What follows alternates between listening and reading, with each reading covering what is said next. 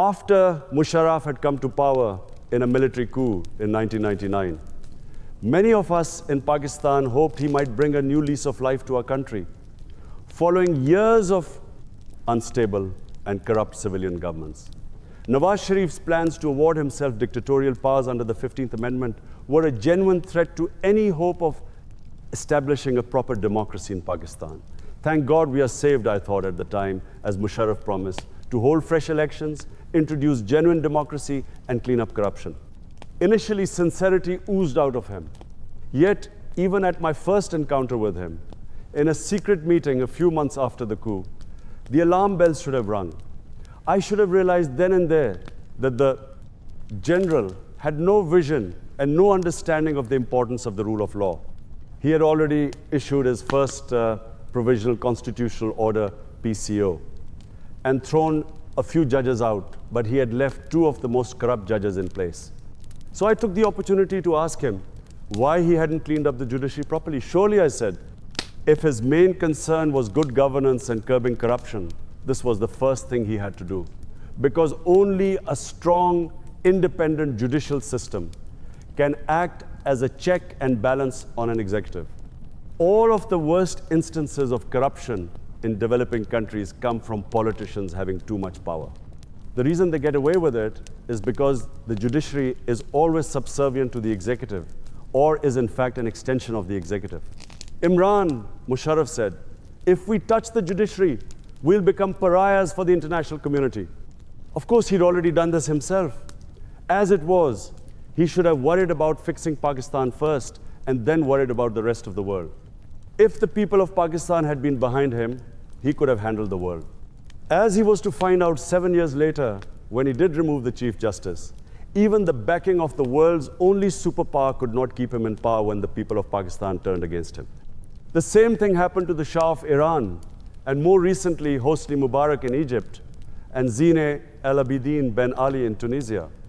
When the Iranian people turned against him, there was nothing the Americans could do to save him. At first, many of us overlooked Musharraf's early errors, thinking he was being badly advised or that he did not understand politics. And we had been so disillusioned by the corrupt governments of Nawaz Sharif and Benazir Bhutto that had ruled Pakistan for the previous 11 years that we were full of hope. In the end, though, it became apparent that his only vision was how to keep himself in power. Every compromise he made was to strengthen his own position. Just as an earlier dictator, General Zia-ul-Haq, had seized on the Soviet invasion of Afghanistan in 1979 to make himself indispensable to the Americans, so too did Musharraf use the 9/11 attacks on New York and Washington to bolster his position. On 11 September 2001, I was speaking at a political rally near Peshawar, the capital of Khyber Pakhtunkhwa, when I heard about the attacks on New York and Washington. As we watched the second plane fly into the tower live on television, I felt a sense of foreboding. Like many, I was shocked and appalled by the sight of people so desperate to escape the inferno inside that they threw themselves out of the building. Never had I seen such a horrific tragedy live on television. It had a huge impact on everyone I knew. My first thought was to hope the hijackers weren't Muslim. My second was to hope they weren't Pakistani. When it emerged they were Arab, I knew that nothing would ever be the same for the Muslim world again. As far as Pakistan was concerned, though, the fact that none of its nationals were involved made little difference. A media circus descended on Islamabad within a week, and we suddenly found ourselves on the front line of the war on terror. Musharraf, previously viewed with suspicion by the Americans, suddenly became a key US partner. When US President Bill Clinton had come to Pakistan in 2000, he had refused to have a photograph taken of them shaking hands. So wary was he of being seen to endorse a military dictator. But all concern for Pakistani democracy evaporated after 9/11, as Musharraf became Washington's greatest ally against Islamic extremism. US dollars poured into the country just as they had in Zia's time, as Musharraf helped the Americans against Pakistan's former Afghan Taliban allies. After 9/11, he rounded up hundreds of people and handed them over to Washington for bounty. According to the charity Reprieve, 95% of the people handed over by Pakistan were innocent. In his memoir, Musharraf declared that he had transferred over 700 al-Qaeda suspects to the United States. Yet, in doing so, he had violated Article 4 of the Constitution, which states that any person on Pakistani soil cannot be given over to another authority unless he is taken to a court of law and provided with the chance to prove his innocence. Musharraf violated the law of the land to prove to the Americans that he was a bulwark against Islamic extremism, just as many Arab dictators have done over the years. The United States, in turn, used Musharraf, its commitment to democracy, so loudly proclaimed during its later invasion of Iraq, abandoned in favor of the war on terror. It cared only that the Pakistan army should be used as cheap mercenaries in America's war, just as the Americans had done with Zia. They preferred one strong military ruler to a chaotic and demanding democracy. General Etisham Zamir headed the political wing of the Inter-Services Intelligence Agency and was tasked with bringing together General Musharraf's coalition of reform. He was looking for my party's support for the general to give him the strength to take on the crooked politicians.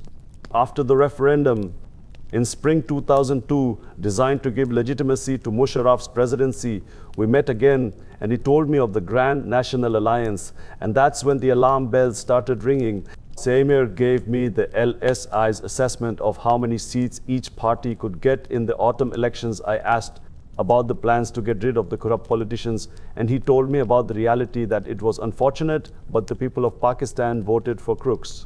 I realized we'd been led up the garden path, and for short-term gains, the long-term interests of Pakistan were going to be crucified. Sadly, this has been a legacy of intelligence agencies in Pakistan who, without a proper broad-based analysis, have made decisions which have proved disastrous for our country. Other secret agencies have done tremendous harm in the world, especially the CIA, which for short-term goals has created so much chaos in so many countries. This was my first experience of dealing with the LSI. After that, I resolved never to let the agencies influence our decision I am making in the future.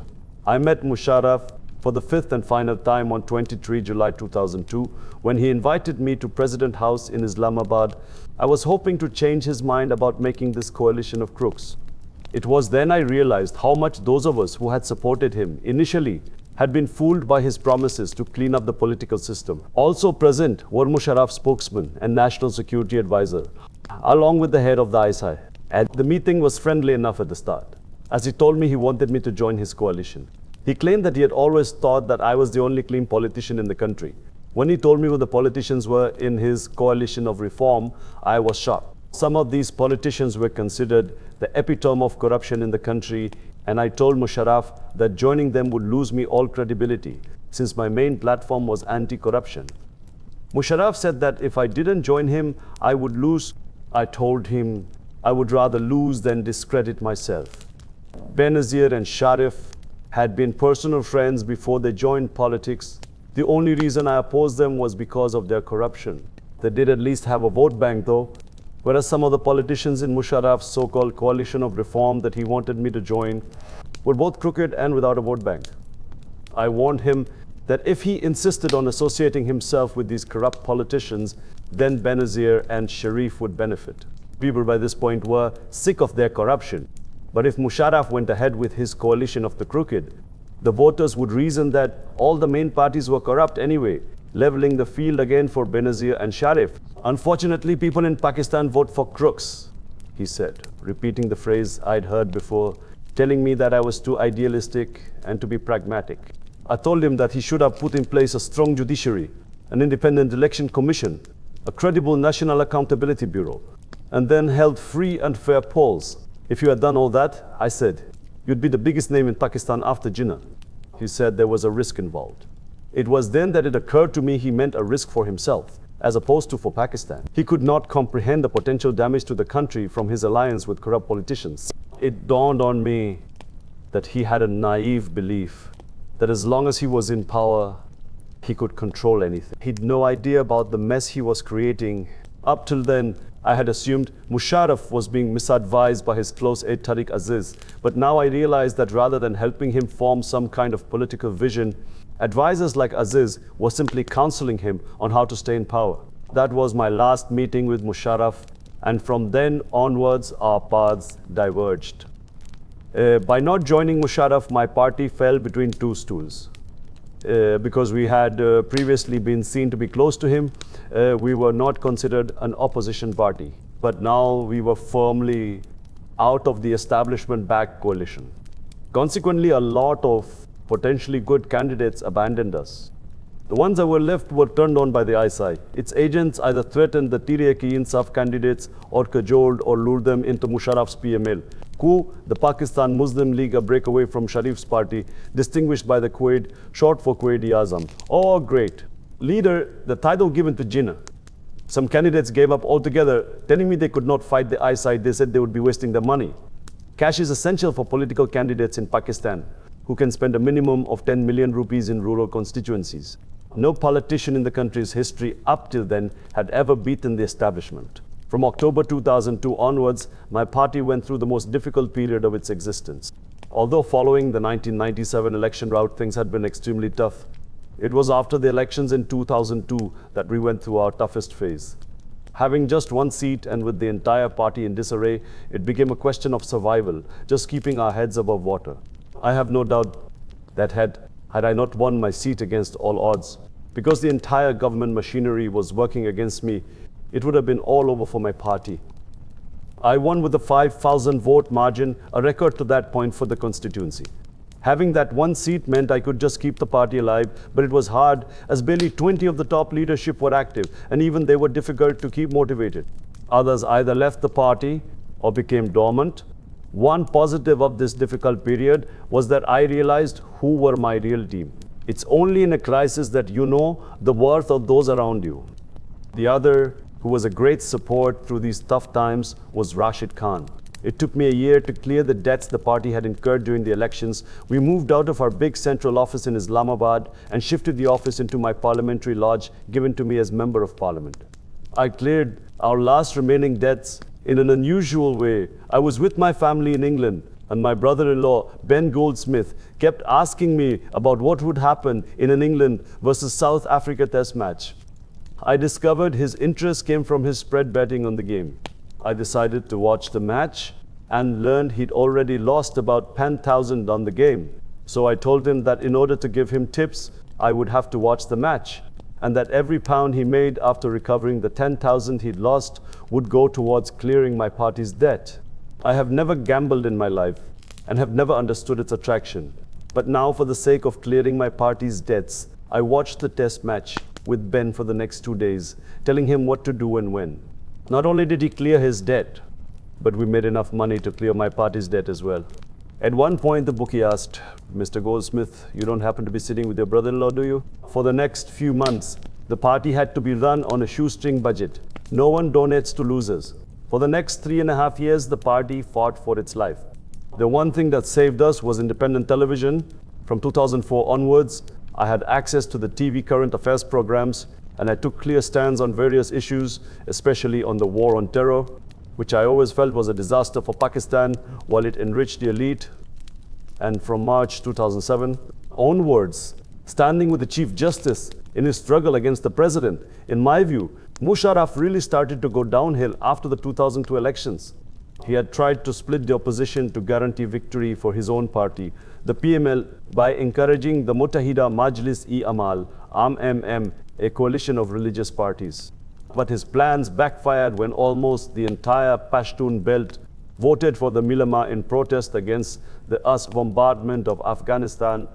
Since I had been canvassing in 2 constituencies in Khyber Pakhtunkhwa, I knew that all the Pashtun would vote for the MMA in sympathy for the Taliban, who were now considered fellow Pashtuns fighting the American Goliath on the other side of the border. But the intelligence agencies who were orchestrating the elections for Musharraf from behind the scenes had never expected them to do so well, and the MMS success upset his carefully laid plans to rig the outcome. After the polls, Musharraf struggled to pull together enough politicians to obtain a clear majority. Despite his commitment to fight corruption, he was forced to bribe and blackmail some corrupt politicians who accepted promises of posts as ministers in return for cases against them being dropped. But even dictators have limits on their authority, and in Musharraf's case, The challenge came from the judiciary, the very judiciary whose importance he had overlooked when he first came to power.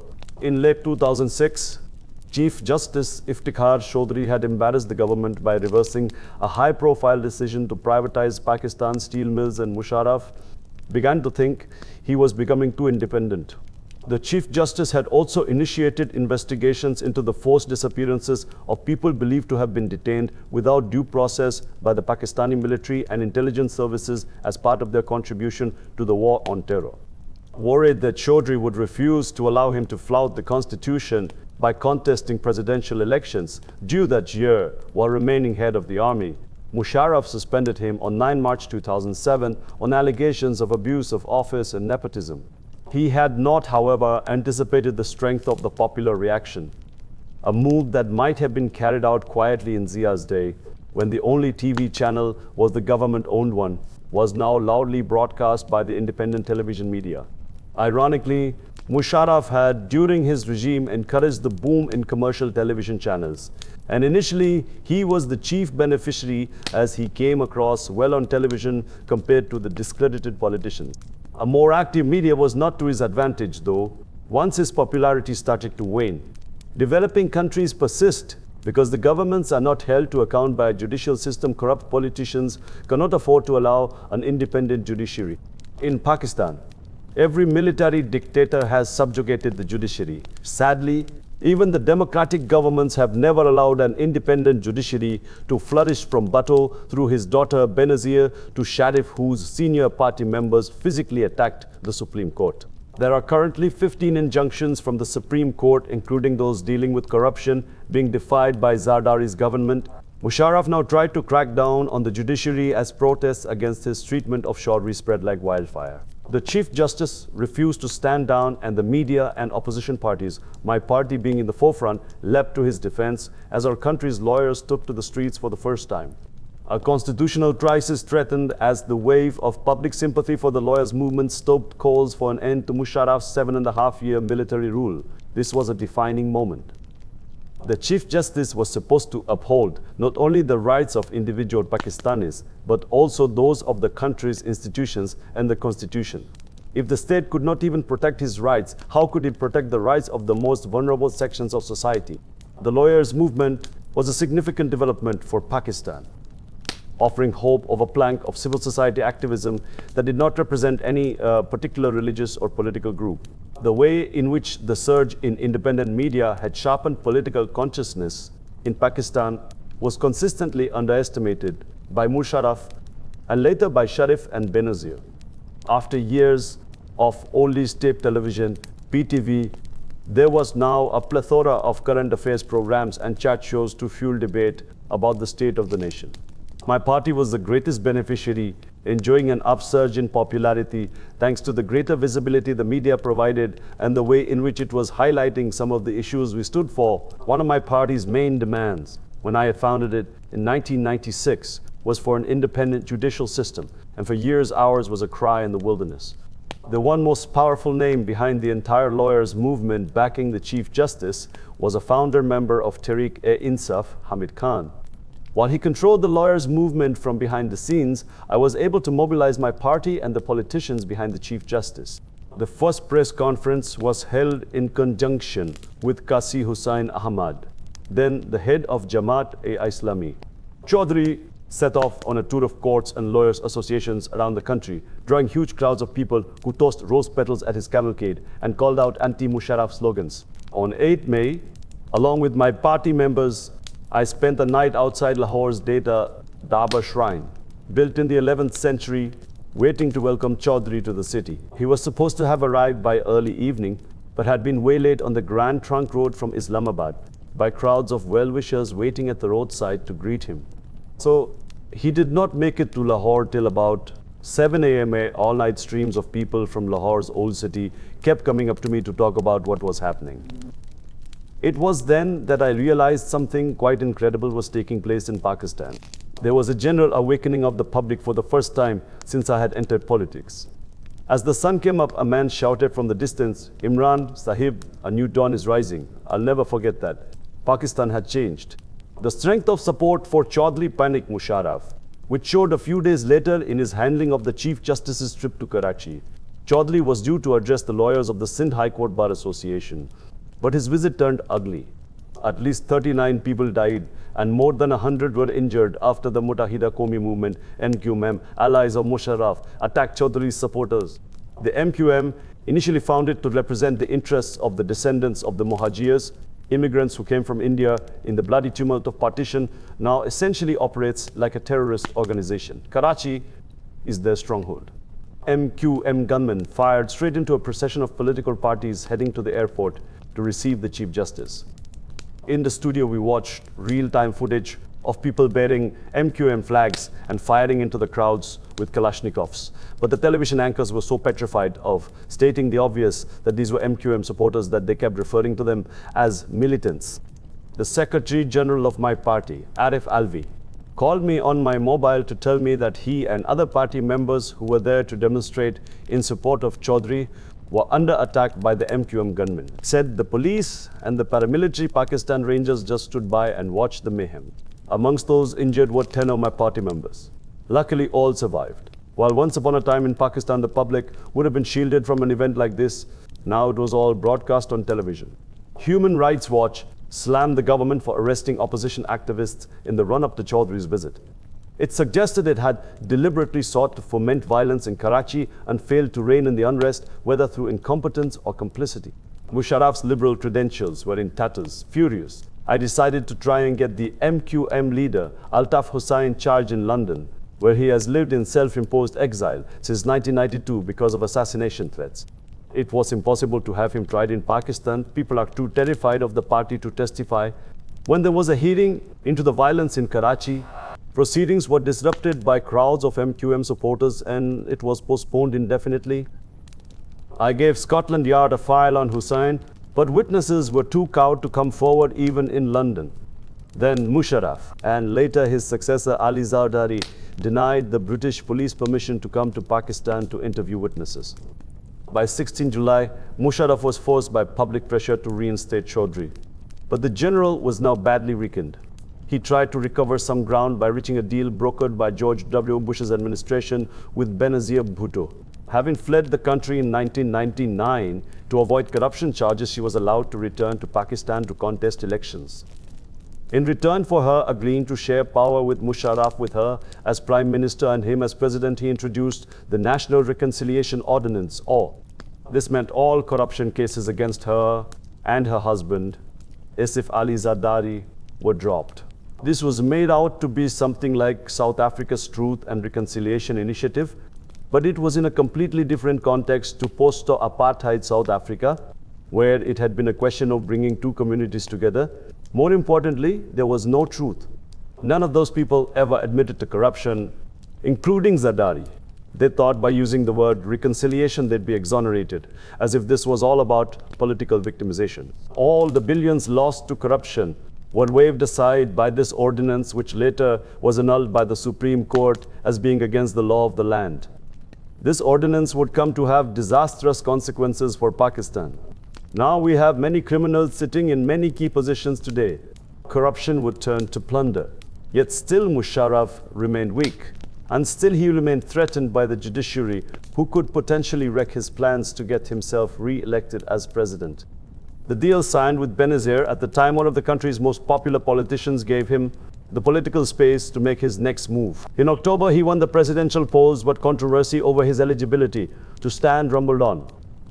On 3 November, he sacked the Chief Justice, purged the Supreme Court, declared a state of emergency, and muzzled the media. That's when my arrest warrants were issued. As I warned in an article I wrote for the Pakistani newspaper, The News, while I was in prison, Musharraf was in the process of implementing the first phase of his plan to gain power for another 5 years with a massive crackdown on the genuine opposition, civil society. He is hoping that the police brutality will induce enough fear in the people for him to crush all dissent within a couple of weeks, before he takes the next step of getting himself endorsed by his pocket judges. He was already planning to hold parliamentary and provincial elections on 8 January 2008. I was worried the issue of the judiciary would soon be forgotten. Even the other politicians did not really want an independent justice system at that point. They changed their tune later when they realized it was a popular issue. Musharraf had hoped to use the cover of the US war on terror to justify the need for extreme measures to crack down on domestic dissent. Sure enough, a few weeks after the declaration of the state of emergency, the new judges he put in place removed the final legal challenge to his re-election, clearing the way for him to resign as army chief as he had promised, and be sworn in as a civilian president, as it turned out, though the general had overreached himself. And in the end, even the Americans could not save him.